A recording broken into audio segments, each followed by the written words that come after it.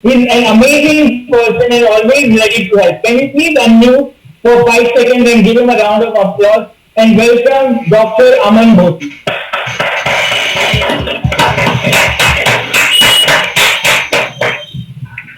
Welcome, Aman.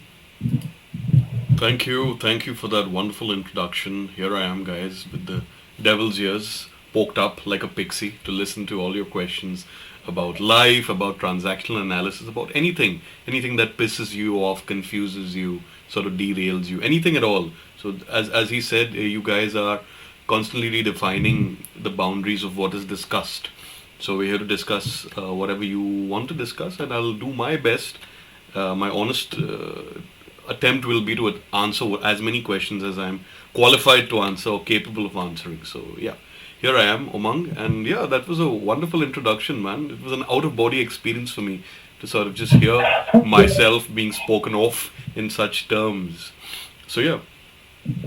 You're welcome. You deserve everything. Aman, I like your caption which you gave. It is to understand who I am and how he can help me. So, can you, especially for people who some are very new to this term transactional analysis, and how does it help to understand ourselves? Can you just give insight? All right, so basically, TA is a diagnostic framework. So basically, what it means is it helps you understand several hidden aspects of your personality. You know, this question that bothers us on certain days: why am I this way? Why am I always stuck in the same situation? Why don't people talk to me the way I want them to talk to me? Why is it that I'm not able to get the results that seemingly everyone else who has started off with me is able to get? Why can't I figure out the big questions of life, whatever those questions are? So TA helps to answer those questions. It's a very complicated but also very straightforward diagnostic tool. For example, he was talking about my book, and some self promotion is in order. It's called Essential TA: A Common Sense Psychology, and you can buy this on Amazon or for the Kindle or the hard copy version. So basically, what TA does is it offers you a labeling system that helps you understand things like irritability, random days when you suddenly feel guilty and are constantly condemning yourself. Why does that occur? Why is it that we are destined to make similar types of mistakes in our lives as well? Is it really destiny, or is it just a hidden choice that you've made? So TA tries to sort of explore those multiple facets of the experience of being human. So, yes, depending on the questions, I will try to sort of draw out from TA and also combine it with some practical wisdom so that you guys get the answers that you all are looking for. Because as I understand, because of TA's jargon heavy nature, everything I may not be able to extrapolate everything, but I will try to give some beginners concepts. All right, someone's asking in chat. The book's name is Essential TA: A Common Sense Psychology.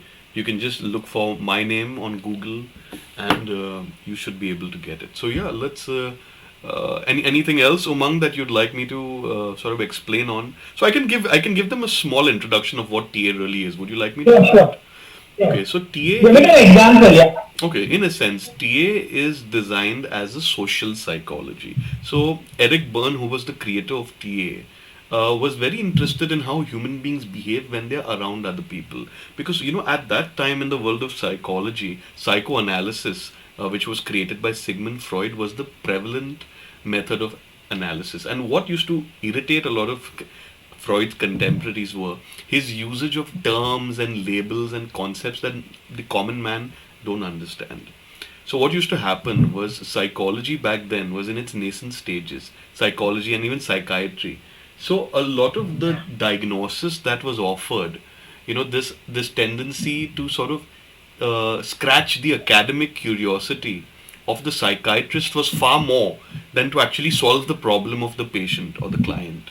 So that's why when Eric Berne created TA, he said, look, I want to simplify this. I want people to be able to self analyze and self introspect using transactional analysis, using concepts such as ego states, script analysis, etc. And then a lot of people even built on those developments to understand the source of human motivation, etc. So I run a TA course at the Heart Counselling Centre, and it's an advanced level training program. Each lecture is 3 hours, and we have almost 14 such lectures. So, you can only imagine how labyrinthine it is. So that's why, as I said, I'm going to touch on some concepts of TA, such as I can talk to you guys about what an ego state is, depending on what questions come my way. So, Umang, how would you like me to navigate this conversation with you guys? So what we will, I've already forwarded you one question, but let's take live question and then I will read out that question. So Absolutely. yes, please go ahead. They can ask you in Gujarati, Hindi, Marathi, and English. Is that okay? That's all right. I do not understand Gujarati, so you can be my translator in case. All right. Okay, sure. So please unmute and ask the live question before I take the chat box question. Absolutely. Yeah, please unmute and go Yeah. ahead. Yeah. Hello, Umang. Yeah, go ahead. Yes, Pranay. Yeah, my question was that can one become self-dependent and be one's own analyst in a transaction analyst? All right. That's a fantastic question, and I do believe that before you offer your analytical services to anyone, you have to turn the lens on yourself. In fact, in my TA lectures, we spend a lot of time doing self analysis. And it's something that I always tell my students, don't be restless about it. You cannot become an expert in TA or an expert on yourself using the TA framework overnight. It requires introspection. Firstly, you have to memorize a lot of that jargon, which is TA related. So definitely you can be your own analyst. As I said, TA is a diagnostic tool. It's also an introspective tool.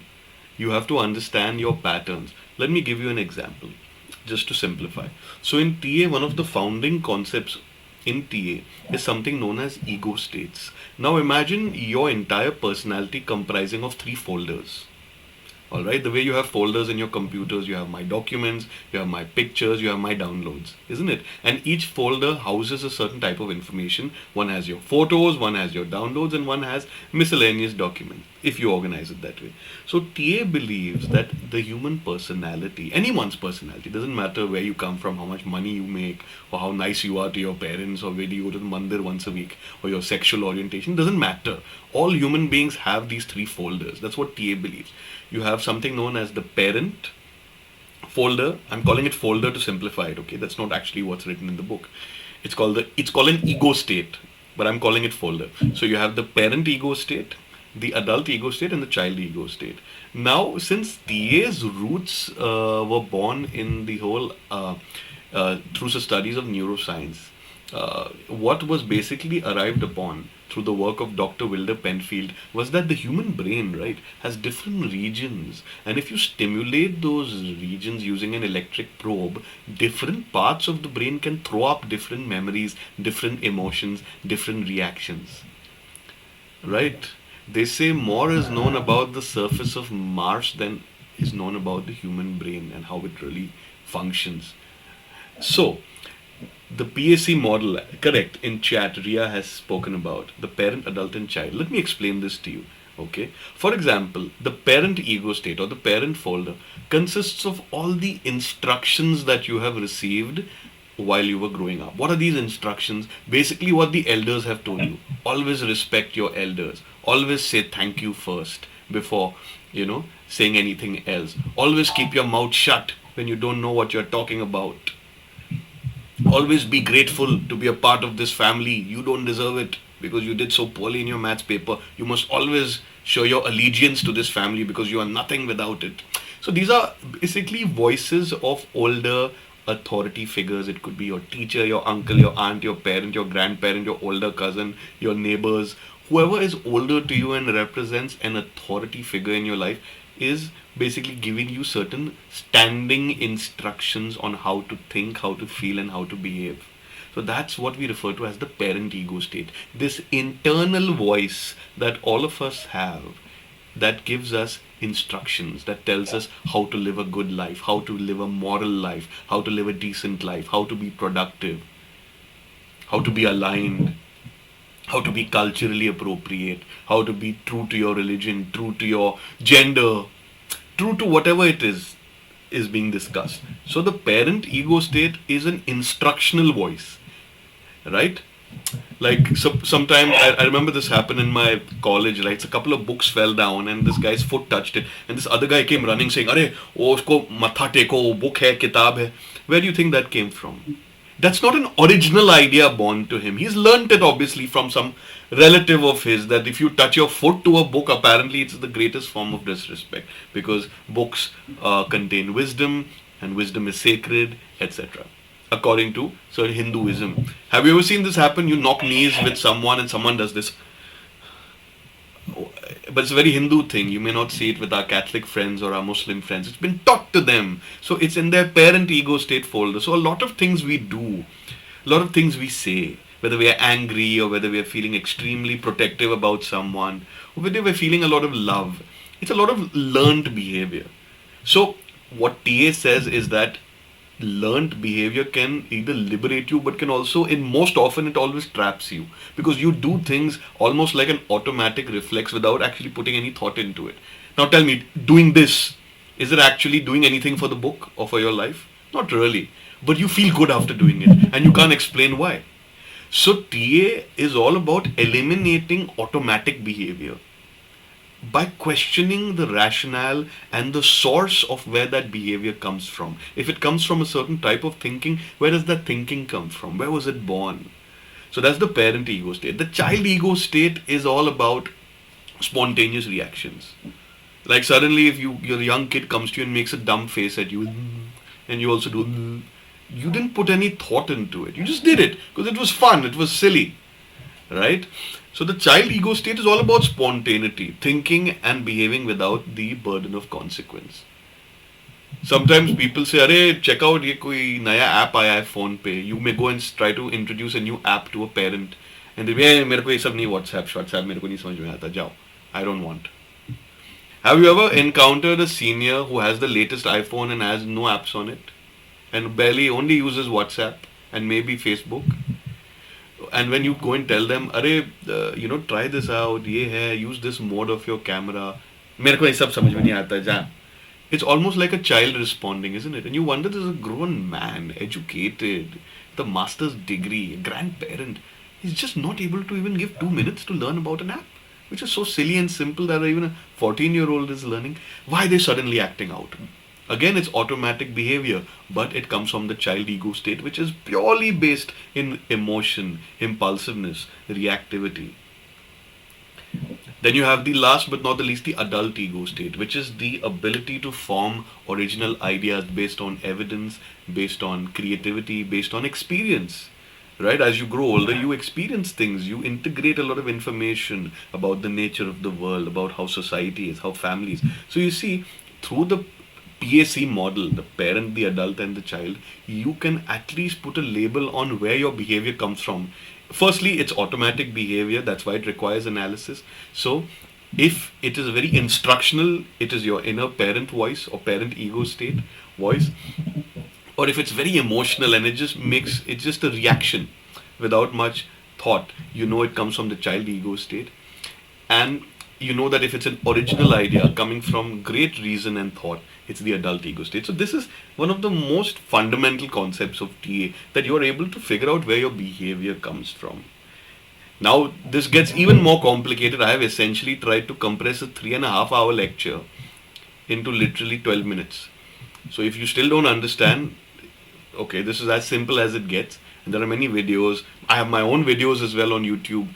You can learn about the different ego states, etc. Go on the Dr. Aman Bhonsle YouTube channel, okay? If you're a little more interested. So yeah, I think I'd like to take more questions. So yeah, let's chat some more. Umang, how does that sound? Sure. Yeah, thank you. What you did is really true. Sometimes the what we have taught from parents, we do it. Like even any funeral, we wear white and black because somebody told us. They're not wearing colorful clothes, but who's stopping us? Because we've been ingrained in our head, right? That's how we don't challenge our thoughts, right? Absolutely. And that's where the problem begins, where you stop challenging your beliefs, you get so emotionally lazy and you sort of dig your heels and you don't question your morality, you don't question your culture, you don't question your mindset. When you stop asking questions, you kind of atrophy. You kind of become extremely you kind of become extremely lazy and unmotivated to change problematic aspects of your personality. That's why TA is here to help identify where those problems come from so that they can be dealt with. Thank you, Aman. Yeah, so let's go ahead. Anybody has a question? Please go ahead and ask. And you can Yeah, ask. Yeah. yeah, ma'am. So, doctor, as I listen to you, thought came. So, is it that a man has to be adult every time, or mature into a adult, or be in different ego states like child or the parent according to the situation or one's desire? So, wonderful question, Pranay. Thank you for asking it. And thank you for reminding me to address this aspect of it. So, definitely, the situation will require a situation appropriate response. For example, I used to give this example. If a kid comes to you and says, पता है मैं क्या किया मैं उधर गया था ये हुआ था and you be like अच्छा क्या किया था बताओ and you also start gesticulating, you start making a funny voice, or you start hopping up and down like a fool, to keep up with the kid, and people looking from across the room saying ये आदमी पागल हो गया, but you need to keep up with the child and you want to have some fun. अच्छा वो shark आया था, shark ने क्या किया, टर्टल को क्या बोला उसने. So you speak this way to a young child, so that is a certain spontaneity to it coming from the child ego state. Now, suppose someone very serious comes to you and has a very serious proposal that we'd like to discuss this matter with you. How much will you charge? I'd say I'd like to charge X amount of money, and that's before taxes are cut, and so you'll speak in a very matter of fact way because here we are discussing money. Suppose someone misbehaves, like suppose one of my clients suddenly says, cancels their appointment at the last minute. Or, and then when I see them the next time, I'll be very firm with them. I'll say, you can't do that, because it affects my schedule. It's unprofessional behavior. And, you have to respect the time of the consultant because he has many other things to do as well. So, you got to help me out here. I'm here to help you. You got to help me. All you need to do is show up on time, really. And you don't even need to physically show up. Just put on your camera, talk to me, and, and then you can get on with the rest of your day. You know what I mean? So, you see, I'm being a little instructional. So I'm channeling my parent voice without being hostile. So within ego states, also within the parent ego state, you have the controlling parent, the firm parent, the nurturing parent, the rescuing parent. It gets complicated, man. So I'm not going to get into that. So it's there in my book if you buy the book, or I've explained these individual paradigms even in several YouTube videos. They're quite old now. You see, I look also a little different in them. But yeah. You have to let the situation inform your decision on how to respond to that situation. So you don't automatically respond in situations. There is a strategy, there is a game plan, and there is an understanding that this response will get me this particular result, and this particular result is what I'm actually aiming for.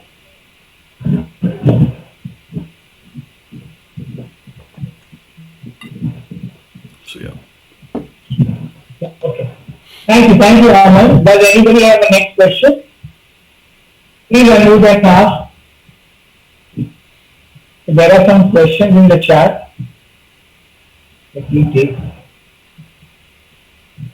Hi Doc, this is Nija here. I just want to ask why so much of analysis, or why so much of importance is given to rational or any kind of stigma, you can say.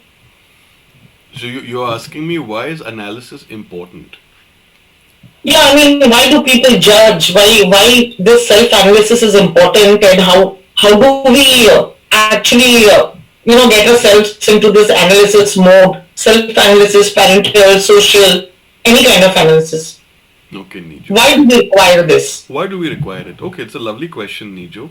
So, you see, what happens very often is a lot of us live our lives on autopilot, not really understanding what we need to do to achieve certain goals, whatever those goals are, whether that goal is marriage or making money or, gaining respect in society or getting a promotion. So, a lot of us live our lives in very random ways, and life is equally random. People die and randomly. There's no formula to how to not die. Sometimes you get a strange disease, sometimes you meet with a freak accident, maybe it's COVID, or maybe some genetic proclivity of yours, isn't it? So, because so much of life is random and so much information is constantly bombarding you, there's so much noise out there now, especially on our screens, it gets very hard for people to sort of figure out how to map out their life. Now, somebody may argue saying, I don't want to map out my life, I just want to do what I feel in the moment. Fair enough. But, as they say, there's always a game plan behind every uh, development, right? Even in a game like cricket, there's a strategy, right? What kind of lineup you'd like? How would you like to place your fielders? How would you like to play to the strength of certain player, the pitch conditions, etc. So even in something like cricket, okay, which somebody may argue is a very mundane, it's just a sport.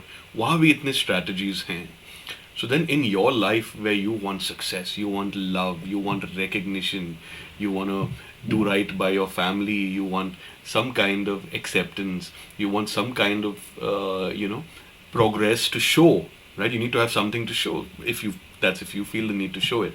Uh, the game plan becomes important. So how do we develop this game plan? Everyone has a different answer. Your religion will talk to you about perhaps things like karma, about good deeds, about visiting a certain place, special place once a week.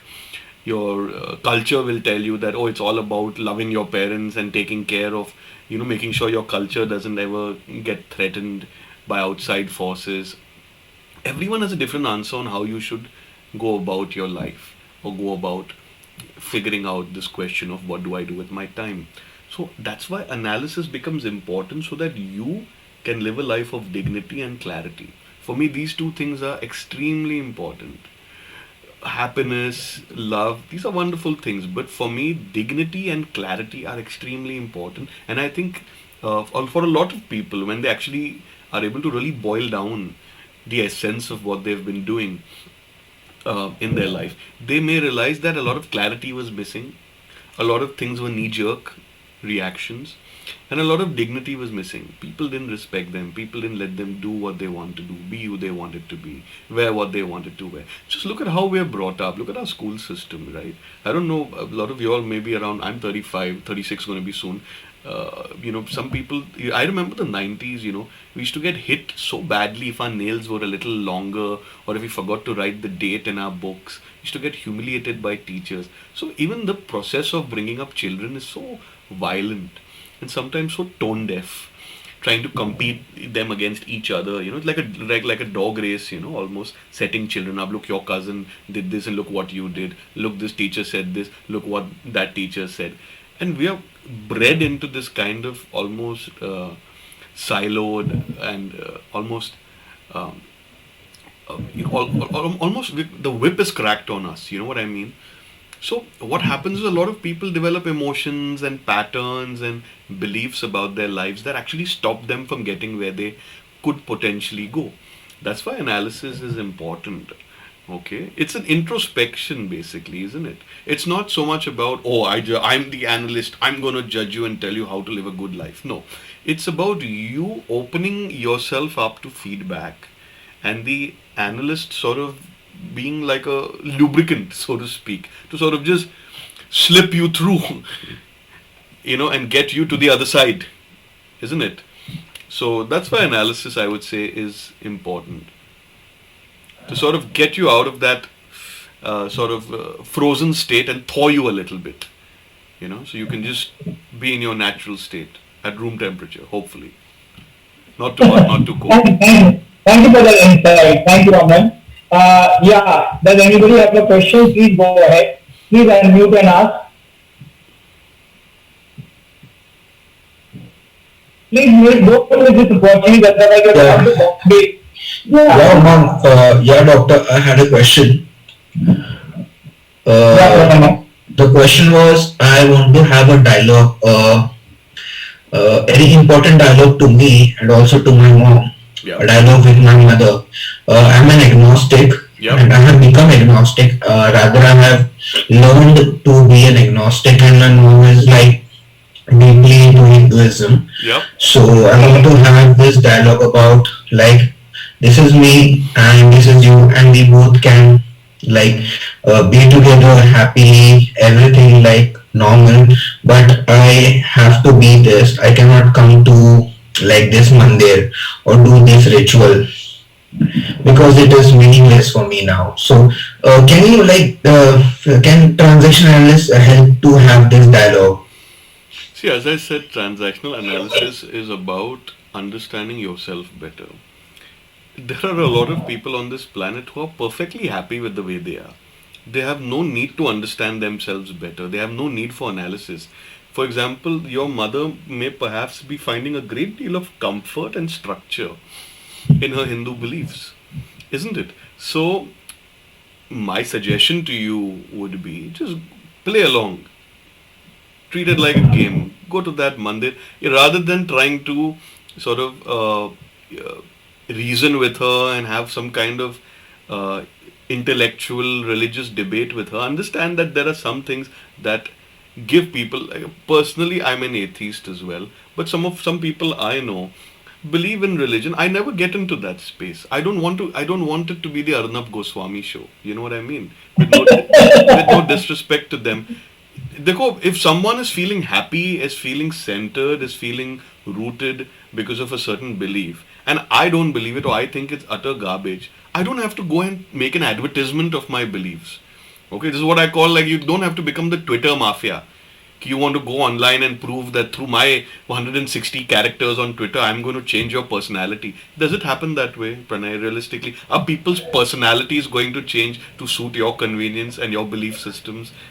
It doesn't work that way. People don't change their personalities, even if you take them to the best psychotherapist in town, unless they are motivated internally to sort of troubleshoot certain aspects of their life because they are afraid of the problems that they may invite if they refuse to change, if they refuse to evolve, if they refuse to adapt, grow, learn, and be humble about their own shortcomings.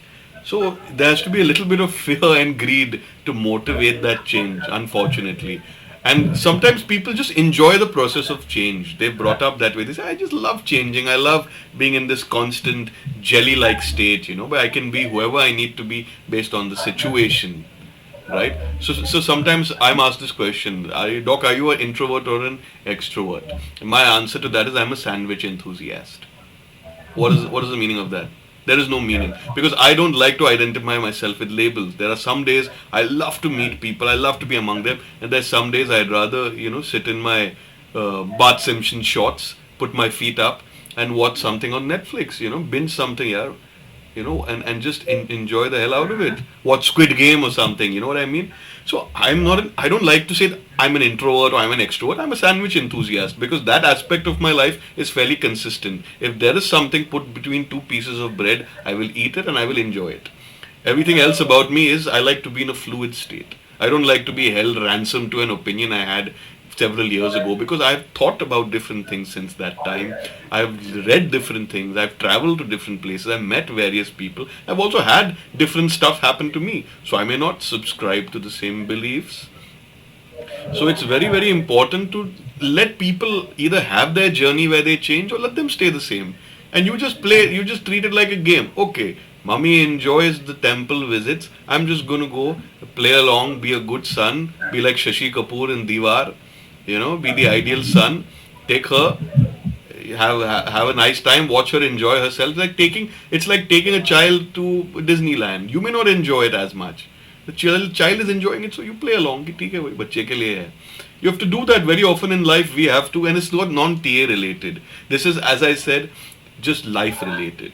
If you want to make it TA related, you could say your adult ego state made a decision that I need to put up a pretense of being okay with temples in order to not bring grief and confusion to my mother.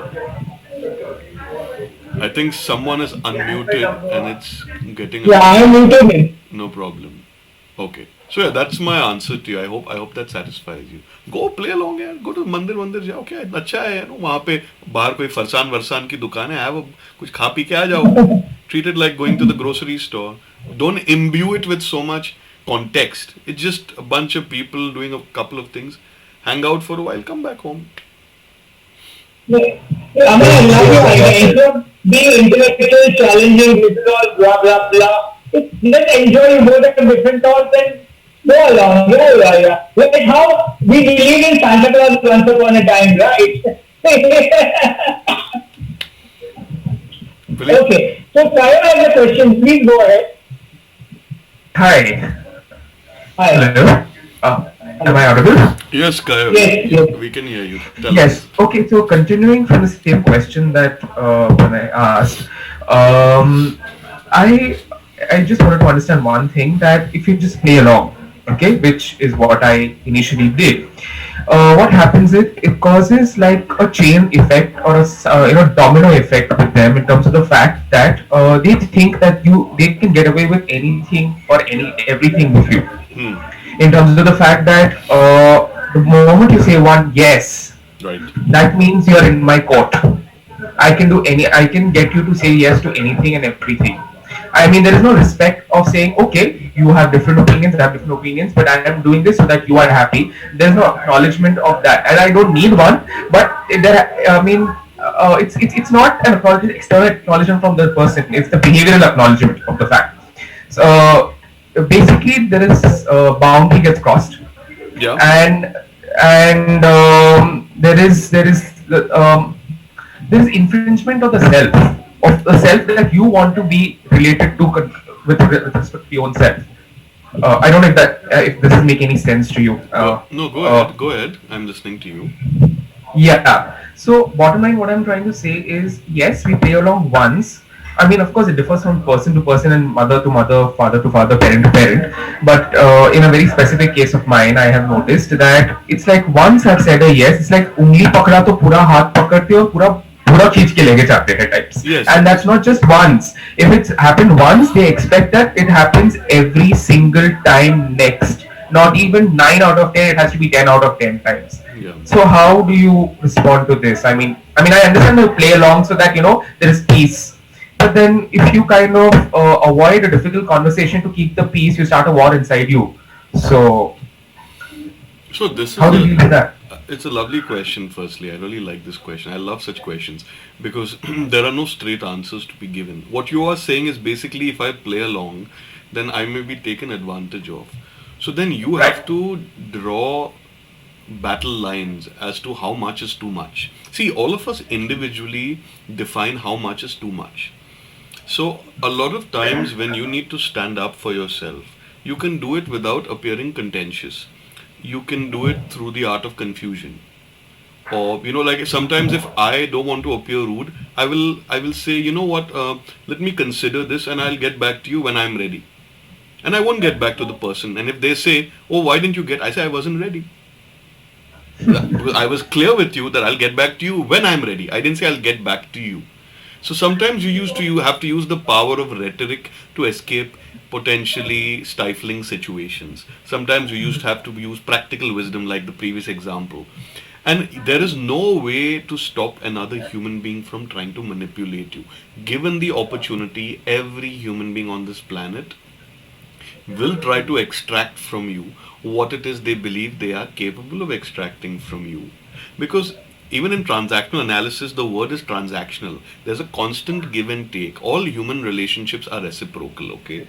So you need to create a certain fortification behind which you rest and you stay as an authentic person. As I say, you have to be who you are without making an advertisement of it. Now, if someone keeps coming saying, "Mujhe aur chahiye, I want more, I want more, I want more," you can either be very, very firm with them and say, "Sorry, this is not going to fly," and if it offends you, too bad. I'm not ready for it. I'm not comfortable with it. That's the first approach. The second approach is, as I said, you play along. You just treat it like a little game and say, "Theek hai," you just pamper this person. But now, if things escalate, then I said you have to use the power of time and rhetoric to say, "Let me get back to you on this. Let me consider it." Or, "All right, let's see how I feel about it tomorrow." How parents, delay the purchase of a certain toy with children, right? They say, "Kal puchna. I'll let you know if I'm ready to buy it." Sometimes you have to do that with a parent as well, because there's this myth that if you play everything straight, it is the right way to play it. I don't believe so, because sometimes you have to sort of be a bit euphemistic, pat it down a bit, depending on who you're dealing with. If you know you're dealing with someone very mercurial and volatile, and they're going to do emotional drama and not eat their food and lose their sleep and screw up their health and do a tamasha, and the neighbors will come and suddenly say kya hua, and the 10 phone calls will come. If you want to avoid all, if you know that's the kind of person you're dealing with, then you have to definitely use your smarts, isn't it? So in war as well, in war, if you know you can't beat the army because you have lesser men, you screw with their supply. Their supplies are coming for food or for artillery. You sort of create a roadblock there, so that even though they have more men, they start falling sick and they start turning on each other because there's not enough food. So, even in war, you have to find indirect ways to get what you want. I'm not saying you have to go to war with a parent. I'm just saying you have to understand that a parent is essentially just another human being. You have given them that label, you have given them that credibility of parent. But I would argue saying there's no special talent required to bear children. A squirrel and a giraffe can also be as much of a parent. Really. So you don't have to you don't have to hold them in high regard that in a way that makes you a prisoner of them. You support them, you love them, you nurture them, you enjoy life with them. But if they're going to turn hostile and try to manipulate you and make you feel guilty for having a personality, then you're going to have to play it smart so that they can also sleep in peace, and so can you, isn't it? So it requires a little bit of, as I said, you have to be a bit practical about these things. Right? Nice. I do So, believe. Amman, what I'm trying to see, if I want to sum it as diplomacy, right? It will be Absolutely. diplomacy. Absolutely. Like a lot of people, I had read a tweet, someone said, our supreme leader in our country is quiet on a lot of issues. But his silence on a lot of issues actually speaks more than what he could probably do if he addressed it. So it's about what do you want to exclude and what do you want to include. This has to be something you are constantly weighing the pros and cons of. Are you understanding? So instead of looking at things as good and bad or right and wrong, try to look at things as helpful and unhelpful, functional and dysfunctional, inconvenient and convenient. And if you actually just change how you look at these things, now that's my adult ego state speaking. Is it inconvenient if a parent loses sleep because I didn't go to a mandir? Then go. Why make them physically suffer? It's inconvenient, yeah. As it is, they are growing older. Why you want to give them trouble? Let them enjoy that little mandir visit. Why not? Is it helpful? Yeah, it's helpful for them. It's good for them to go out, stretch their legs, maybe meet a couple of people on their way to the mandir. So it's helpful. Don't look about right or wrong. It's wrong for me to show them something that I'm passionate about, but I'm actually not passionate about. I'm not passionate about going to a certain place. So it's about really striking these balances internally as well as externally, really. Otherwise, there's no way to keep everyone happy on this planet anyway. And 9 out of 10 times, just being who we are is going to upset someone anyway. So yeah, do continue to be who you are, but also continue to be a little diplomatic, a little euphemistic.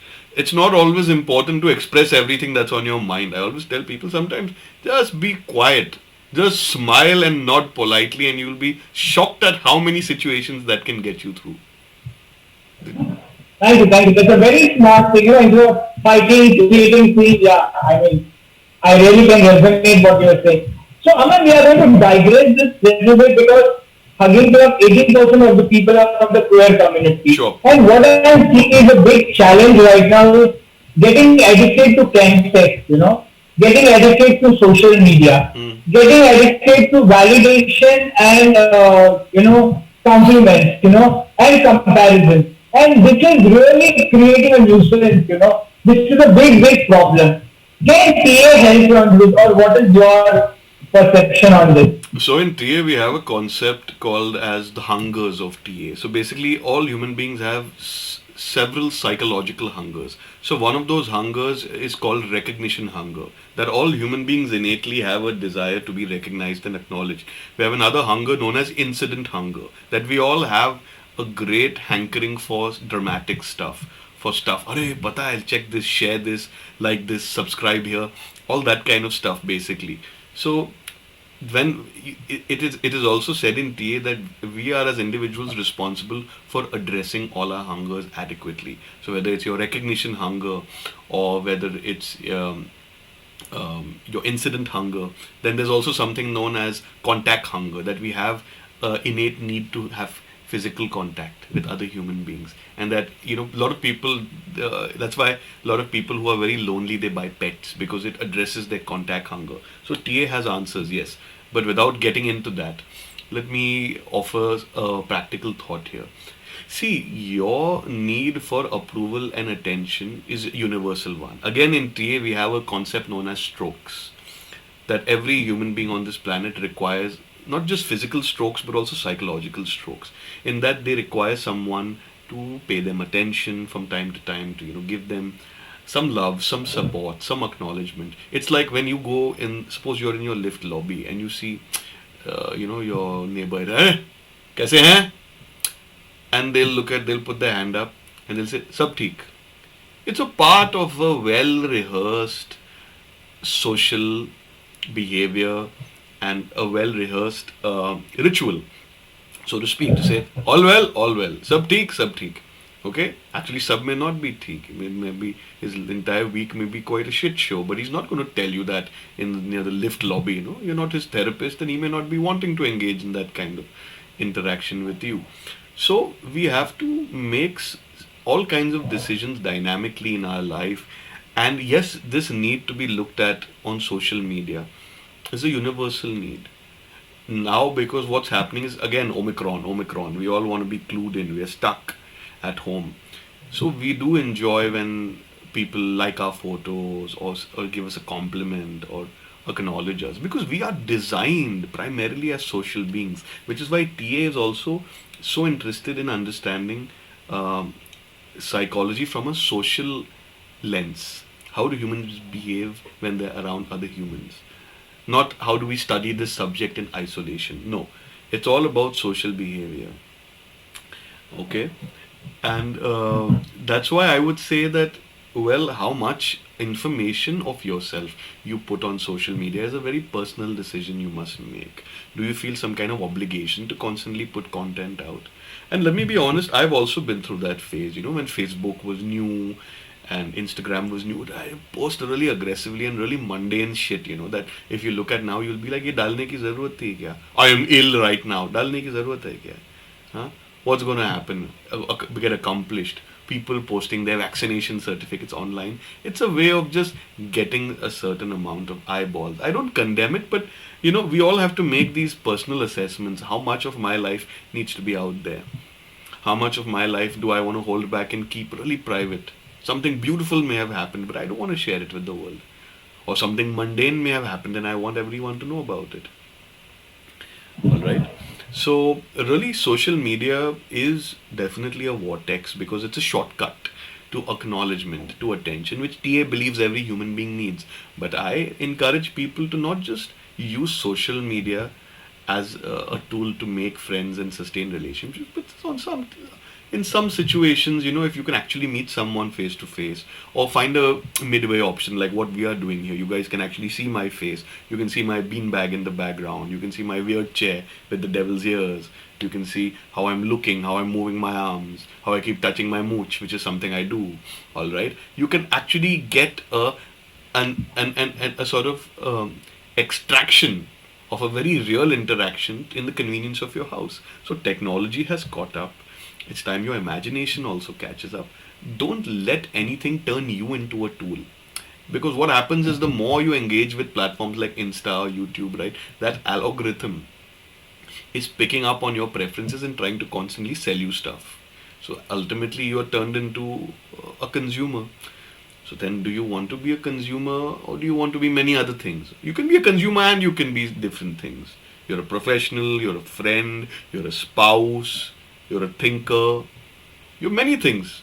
But if you're only spending time being a consumer of content, a consumer of information, you are depriving yourself of the many other aspects of life that could be potentially relevant to your growth journey. Whatever that journey is, whatever form it takes. Thank you. Thank you for that enlightenment. Like, we don't have to be hooked on that, and we need to draw the line. Thank you. Ankit has a question. Ankit, can you go ahead? Yeah. Thanks, Umang. Hi, Aman. So I have a brief question, and that is about like personal life. So when you have to make a trade-off in your life where you can't get everything, And in the last question, you were telling about making decisions in life. Yep. So, like for example, in my case, let's say on one hand I am getting career and a personal life, Yep. but on the other hand I am getting the family, and both are important to me. But I have to make a decision. I have to make a trade-off. So, in what way I can get benefited from the transactional analysis? Thanks. Transactional analysis will orient you towards why you have certain needs. So in TA we have a concept known as scripts. So we believe every human being is living out a script that they have written when they were kids.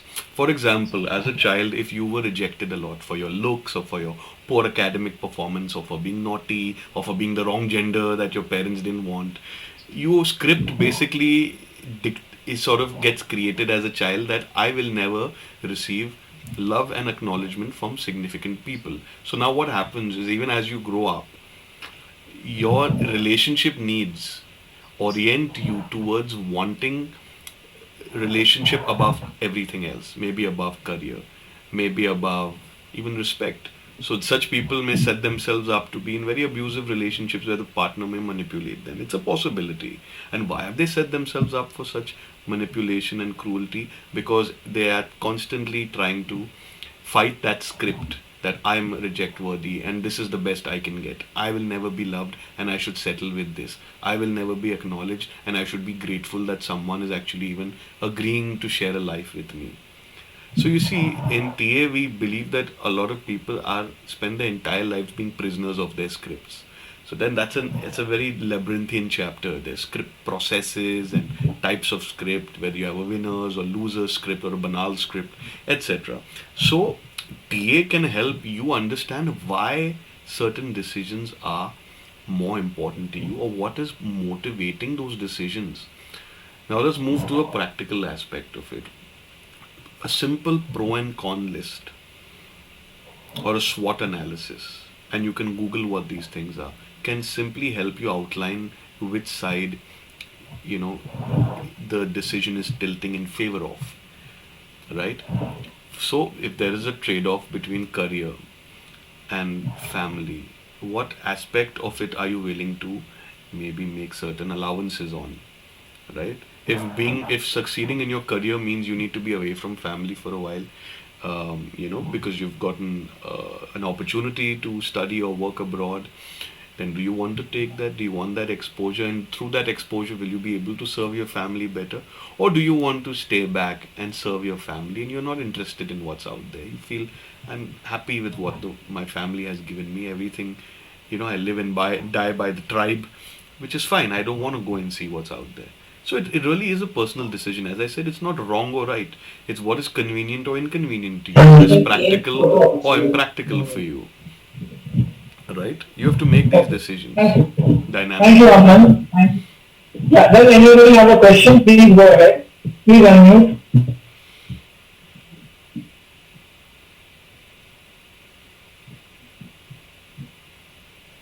Yeah, किसी को कुछ पूछना है? There's some questions in the chat box. Do you think we should look at it before we wrap up? Because I think we're almost up for time. But we'll just have a look at what is being asked in the chat box. Aman, you can even pick up because in the shortage of time, let's see what you could pick it up. Amay is asking, sometimes we believe some silly misconception by ourselves like something is lucky or unlucky. What will be the ego state? So this is addressed in our chapter in the book on contaminations, etc. Something that we call a structural pathology, where an ego state gets infected with things like delusion, with things like prejudice, bias, bigotry, sexism, even things like homophobia for that matter is considered a contamination. It's the inability to make an evaluation of a human being with objectivity, because maybe you don't approve of certain choices that they are making. So yes, that is a very, very labyrinthine topic. If you want, you can certainly, I'm shamelessly plugging my book, but you can buy the book and read the chapter known as Structural Pathologies. Or if you don't want to spend money, just look up Structural Pathologies in TA on Google and see what it reveals. All right. Okay. I don't have a job, no friends, no career, no social life, no relatives. My parents harass me. How TA helped me? Well, firstly, I do believe anyone who is being uh, physically or emotionally harassed by their parents has every right to separate themselves physically from such parents. That requires money. Are you going to be able to move out into a house of your own, pay the rent, the Wi-Fi bill, the electricity bill, and if you have a vehicle of some kind, the ever increasing fuel prices, can you support that kind of lifestyle? So it is completely okay to move away from parents who are abusive. I do believe this, even though it may not be culturally appropriate, or your neighbors might say, oh, he moved out, oh, something must be wrong in their house. I assure you, people have a very short attention span these days. They'll discuss you for 4 days and they'll move on to something else. Okay? What is Aryan Khan doing after he got out of jail? Where Vicky Kaushal and Katrina Kaif living nowadays is infinitely more interesting than what squabbles you're having at home. All right, to most people. Okay. Yes, TA can help in career decisions, Amay. It can help you understand every aspect of your personality, what motivates you, what prevents you from succeeding, what tends to, sort of make you have certain extreme emotions. So once you understand yourself better, you can orient yourself towards a career path that is certainly more rewarding for you, not just financially, but also emotionally rewarding. Definitely, TA can help. Question from Sidesh. One of my close doctor friends cribs about challenges, struggle, competitions he faces during his medical practice. In contrast, I find myself minimalistic in my attitude, non-competitive in my medical profession. Fair enough. So I think whether this would affect my career as I'm satisfied with little things or success, will TA help me change my attitude? See, you shouldn't feel compelled to change if you are happy. Because what are we living for? If you really ask yourself a very basic question, yeah, to hell with psychology, what is the basic reason we are surviving? We are surviving for two things. To take care of our bodies, so we continue to breathe as long as the body will support it. So you have to survive, really. Take good care of your bodies. And you stay happy. So that means you're taking good care of your mind. So if you're taking good care of your body and mind, and that looks like something completely different than what someone else is doing, I don't see a problem. Some people are very happy not exploring what's out there. Some people have a insatiable curiosity to go on all kinds of treks across the world, right? So it's okay. As far as your career is concerned, you need to take certain steps that are usually taken. You need to be competent and you need to be connected. These two things are important. If you're competent at what you do, people will come to you. If you're connected, more offers and opportunities to reveal your competence will become accessible to you. You get in through those closed doors, which have a very narrow opening for new talent. And once you're in the door, you're in the door. How should I accept myself the way I am? How should I accept my flaws and mistakes? Ganesh is asking. Also, if I'm choosing something that I don't like in my family or friend circle, I get unnecessary comments. How do I choose what I like and accept myself? Look, Ganesh, it's very straightforward. Even if you sat on a chair in a street corner, you will get comments. Somebody will come and say, this is my chair, give it up. Somebody will say, how dare you sit while the rest of us walk. Somebody will say, why are you sitting on a chair? Lie on a bed. It's good now. You'll get rest. Proper rest is important. Somebody will say, don't sit on a chair for too long. It's not good for your legs. You must get up and do stretching exercises. Somebody will say, why don't we all organize chairs in all the street corners? Why is it that only this street corner has this man sitting on a chair? Somebody will say, this chair is holy. It's the anointed chair. And we must all pay our tributes and put one lal tika on that chair every time we walk past it. This man is enlightened. He has found the spot. And this spot on this chair, something special happened 5,000 years ago. So you see, just even if a guy sitting on a chair is going to invoke so many hundreds of reactions, what should he do? Stop sitting on a chair till the end of time? So anything you do, anything you are, is going to invite its fair share of critics, its fair share of speculators, gossip mongers, isn't it? It's like a piece of bread. If you leave the piece of bread, either the crow will get to it or the ants. And then you cannot sit and analyze why they are doing it. It's the opportunistic nature of life. That something or the other will get to it, or the fungus will get to the bread if you store it in a dark place. Something will get to it. It's just a poor piece of bread lying in a corner, and you are a carbon-based organism with culture, with values, with religion, with an Indian passport. You think nothing is going to get to you? We cannot live our life in silos, isn't it? So, to put it lightly, to hell with them, yeah. They're not living your life. They don't know your journey. They don't know your pain. They don't know your struggles. They don't know your dreams. They're not in charge. So why make them in charge? Just do what you want to do. If you fall flat on your face, what's the worst they'll say? They'll say, "Tu tu tu tu. Kaisa neech aadmi hai, kaisa stupid aadmi hai." That's all they'll say. No, they'll move on to something far more interesting than you. And there are many things nowadays vying for people's attentions. One of the benefits of social media is that now we all have the attention span of a goldfish. एक point पे डटे नहीं रह सकते. We move on. We keep flitting between things. ठीक है.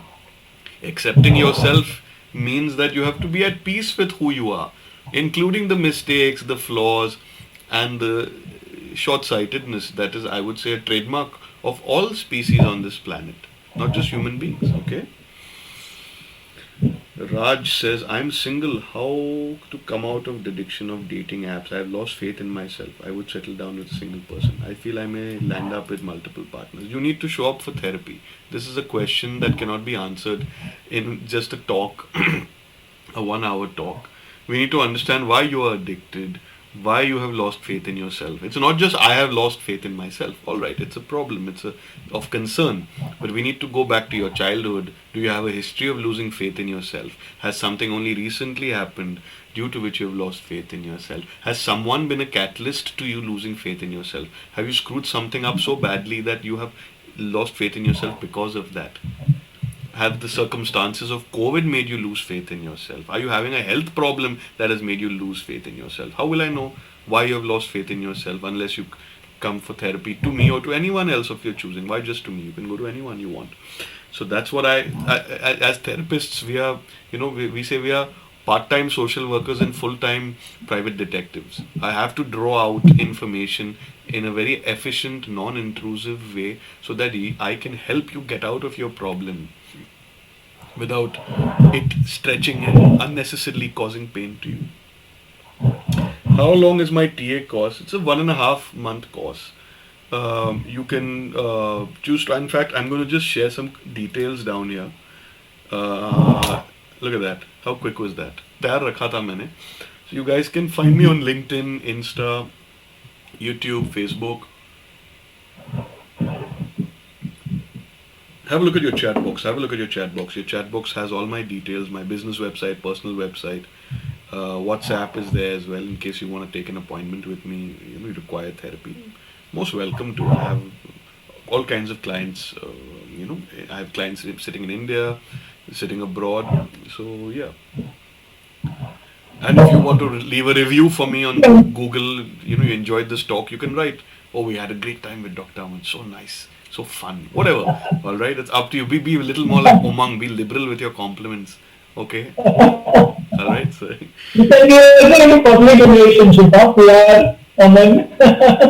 You can be in PR also public relations. You're very good at it. Oh, okay. I did spend a very long time in advertising and broadcast communications, a good decade. So I try my best to, slip in a little bit. Thoda advertising jaruri hai yaar. Buy the bloody book. You know what I mean? I'm just kidding, all right? So when it comes to a wonderful, insightful question, some of the things that I really like about you is that you become very stubborn with somebody so agnostic or if I can hear a cry. But you should be diplomatic. If doing something is going to help them and it's not going to harm me, it's fine. Why get into this? My rights and my thinking. You can be diplomatic. It's a wonderful answer. Sometimes it's an ego thing, which you tell, like ego state which you said about parent, adult and child, And one thing you said something very beautiful, like even a psychologist or something can't change you unless you are motivated to change, which is so wonderful because we spend our life changing people, it doesn't. And other thing like you said, वो पहला जाता है किताब को या ये करना, it's about a thought. Somebody is injuring and we need to keep challenging that thought. Why am I blindly doing all this? Can I challenge to be happy? And one thing, lastly, what you said is so simple. I'm keeping my mind happy and my body happy. And they are happy, then why I'm comparing myself with others? कि ज़्यादा कमा रहा है, कम कर रहा है, उसके पास है. We all are different, and if it is, so these basic needs are solved. Fine, thank you. My Can you all pleasure. unmute and give a round of applause to Aman Bhonsle for a very fantastic session? Thank you. Thank you, Aman, for this lovely gem. Thank you, guys. You've been very kind, and be kind to yourselves as well, not just to me. Life is hard as it is. With the COVID and just things being so helter skelter right now. So take good care of your health. Remember your body is your only real friend on this planet. Everyone else can maro palti, but your body will take good care of you even if you're sleeping, even if you're unemployed, even if you don't go to the temple. So if you ignore that, and if it maros a palti on you, all your wealth and reputation can't come to save you. So really respect your bodies, respect your time, and respect yourselves. Okay, take good care of yourselves. That's what I can leave you guys with. Okay.